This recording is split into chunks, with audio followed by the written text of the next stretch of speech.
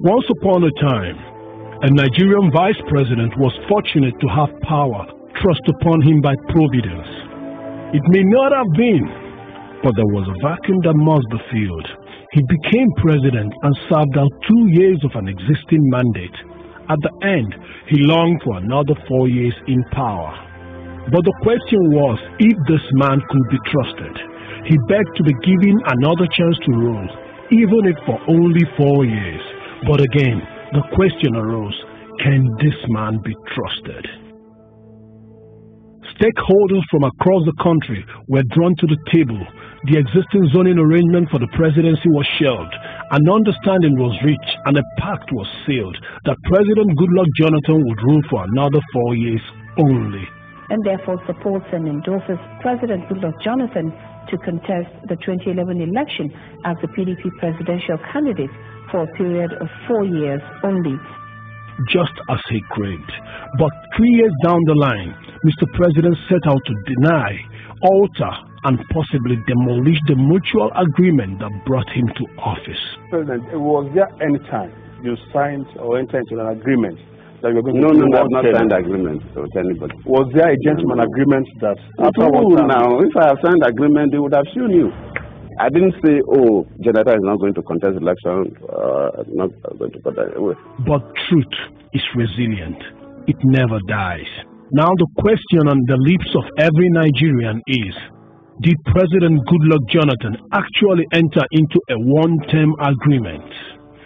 Sit back, judge for yourself as the truth unfolds.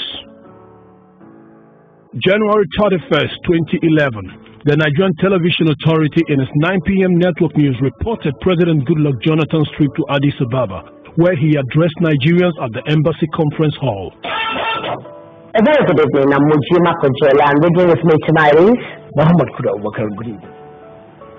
President Goodluck Jonathan says he will not contest for the presidency in 2015. The president, who is in Addis Ababa, Ethiopia for the AU summit, he was speaking to Nigerians resident in Ethiopia, most of them working in the African Union and the United Nations. On the 26th of March 2011, at the Eagle Square, Abuja, the then Board of Trustees chairman of the PDP and former president of Nigeria, Chief Olusegun Obasanjo, rendered a glowing commendation to President Goodluck Jonathan for opting to serve for only one term.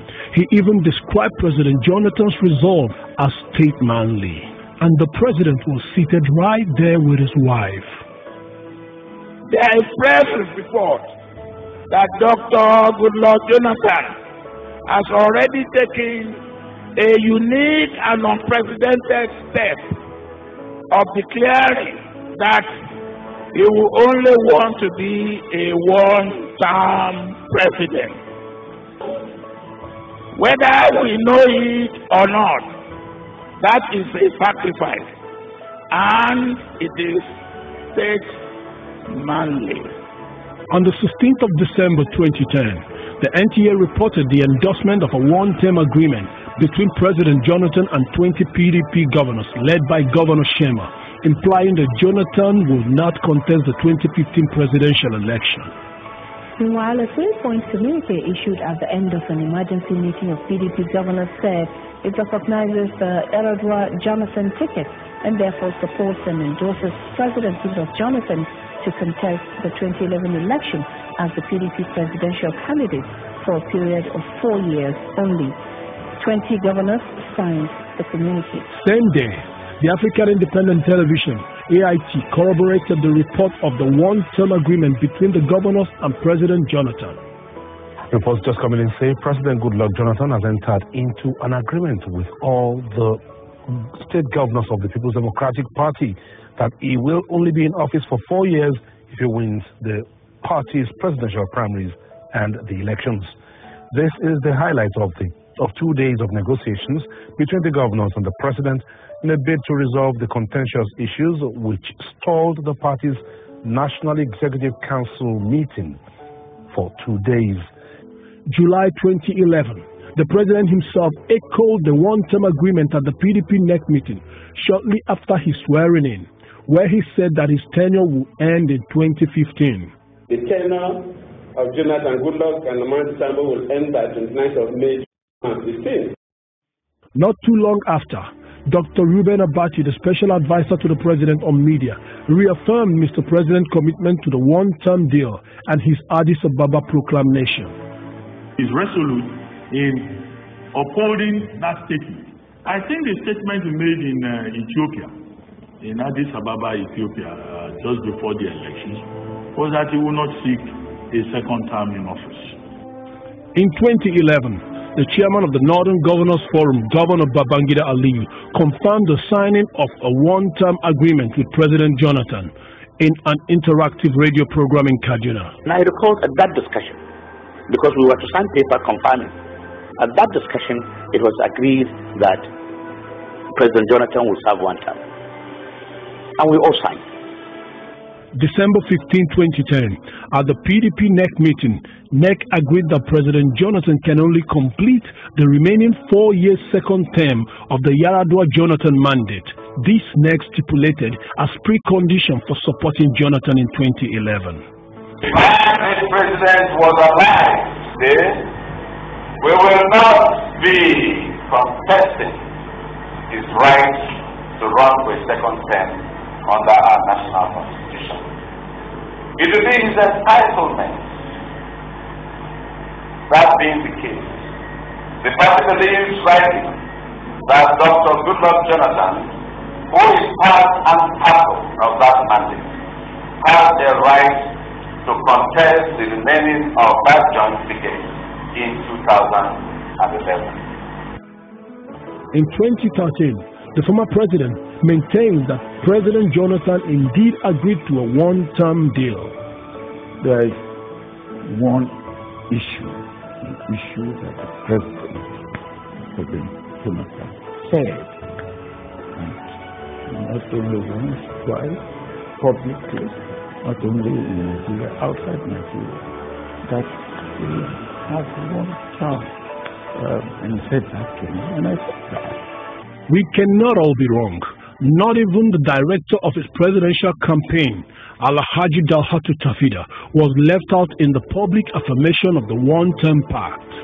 September 17, 2010, addressing a news conference to herald Jonathan's declaration to contest in 2011, Tafida said in answer to a question, Goodluck Jonathan is spending the balance of 4 years left in the Yaradua Jonathan ticket, and all that I can say is that this is the intention of Goodluck Jonathan.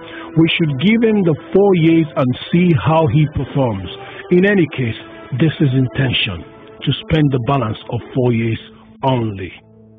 No matter what may be at stake, Nigerians, the words of a president must bear integrity.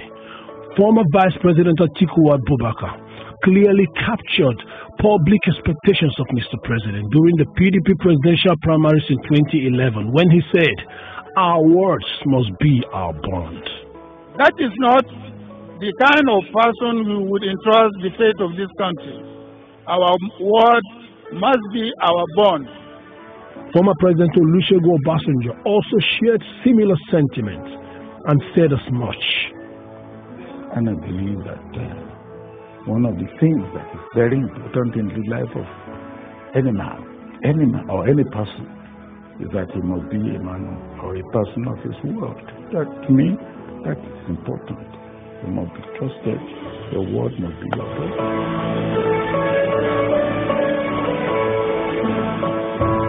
The president was silent when the PDP NEC agreed to a one-term pact with him. He was silent when Obasanjo commended him for opting to serve for one term only.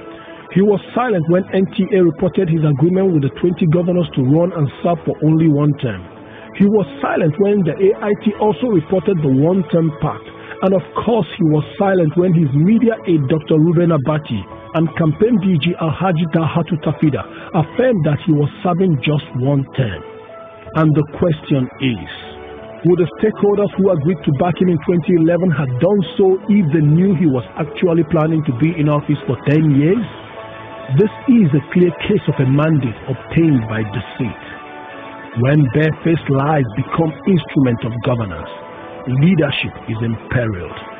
Nigerians, is this the leader we deserve? Let your votes respond to these lies. Truth never dies. This message is supported by the PDP Stakeholders Forum, Lawyers in Defense of Democracy, and the National Youth Leaders Council.